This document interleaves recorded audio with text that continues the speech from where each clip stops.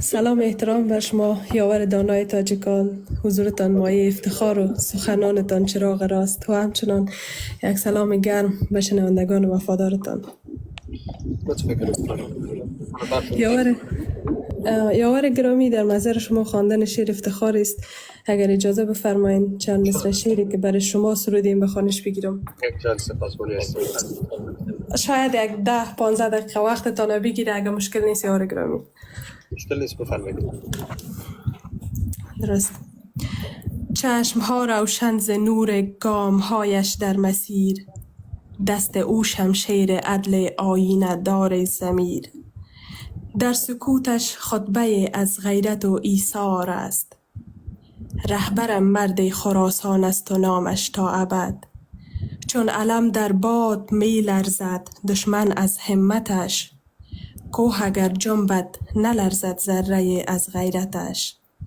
یاورم آن کس که با تدبیر بر ظلمت بتاخت، با نگاه 100 سپاه از فتنه ها اندر گداخت.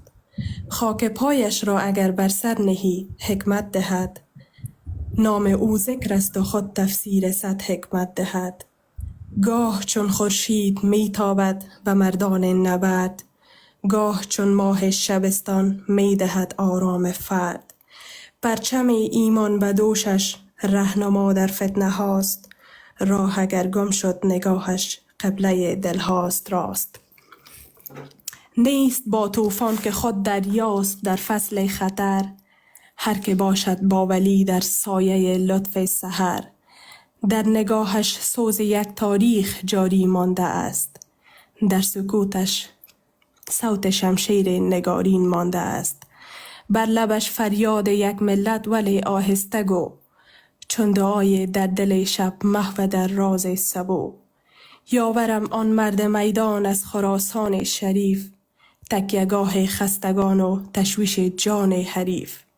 در دل تاریخ چون خورشید تابان آمده است، تا دهد بر ظلمت دوران نشان از راه و دست.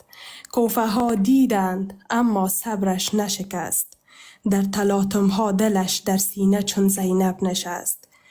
چشم دشمن کور از آن ایمان اسد رهتر، تیغ علمش برنده تر از آتش هر خنجر. نه به فریاد بل به آرامش دلها را فتح کرد، نه به فریاد بل به آرامش دلها را فتح کرد. موج دریا زیر پایش شد ز مهر او نبرد. پشت او کوه است از خون شهیدان نجیب، در نگاهش می درخشد آرمان